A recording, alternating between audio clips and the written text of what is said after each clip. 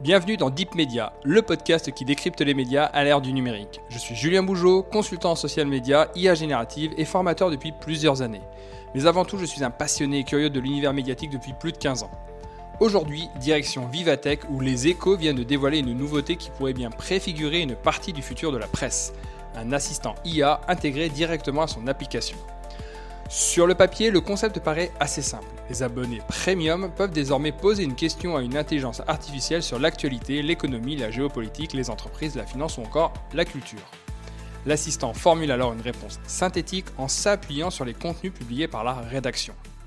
Mais derrière cette annonce se cache une question beaucoup plus profonde. Sommes-nous en train d'assister à l'invention d'une nouvelle manière de consommer l'information ? Pendant près de 30 ans, les médias numériques ont fonctionné selon la même logique. Un lecteur arrivait sur une page d'accueil, parcourait des titres, cliquait sur un article et lisait son contenu. L'unité de consommation, c'était l'article. L'intelligence artificielle remet ce modèle en question. Désormais, de plus en plus d'utilisateurs ne cherchent plus un article, ils cherchent une réponse. Quelle est la stratégie de la Chine dans les semi-conducteurs ? Pourquoi le prix du pétrole augmente-t-il ? Quels sont les risques pour l'économie européenne ? Face à ces questions, l'utilisateur n'a pas forcément envie de parcourir 10 articles différents. Il attend une synthèse immédiate. C'est précisément ce que propose aujourd'hui ChatGPT, Claude, Gemini ou encore Perplexity. Le problème pour les médias est évident. Si les réponses sont fournies directement par des plateformes tierces, le risque est de voir disparaître progressivement le lien direct avec le lecteur. Le média produit l'information, mais l'interface devient celle d'un acteur technologique.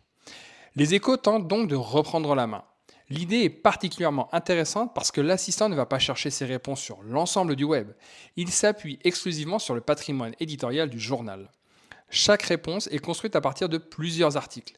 Les sources sont citées, les auteurs sont mentionnés, les dates de publication apparaissent clairement. Cela peut sembler anecdotique, mais c'est en réalité un élément fondamental. Depuis l'explosion des outils d'IA générative, l'un des principaux défis pour les médias est de préserver la traçabilité de l'information. Comment permettre à un utilisateur d'obtenir une réponse rapide tout en conservant le lien avec le travail journalistique qui a permis de produire cette connaissance ? L'assistant des Échos constitue une réponse possible à cette question. Mais cette initiative révèle également quelque chose de beaucoup plus profond. Pendant longtemps, les archives des médias étaient essentiellement des bases documentaires consultées ponctuellement. Avec l'IA générative, elles deviennent des bases de connaissances interrogeables en langage naturel.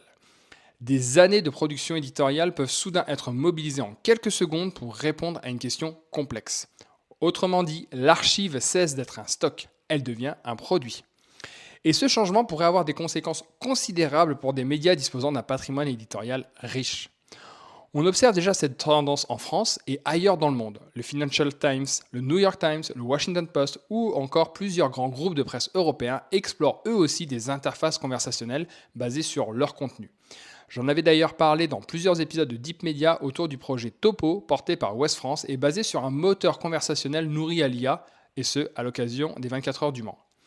L'objectif est souvent le même pour ce type d'outil, offrir la simplicité attendue par les utilisateurs tout en conservant la valeur éditoriale qui distingue une rédaction professionnelle d'un simple moteur de recherche. Reste une interrogation majeure. Si demain les lecteurs interagissent principalement avec des assistants IA, que devient l'article ? Disparaît-il ?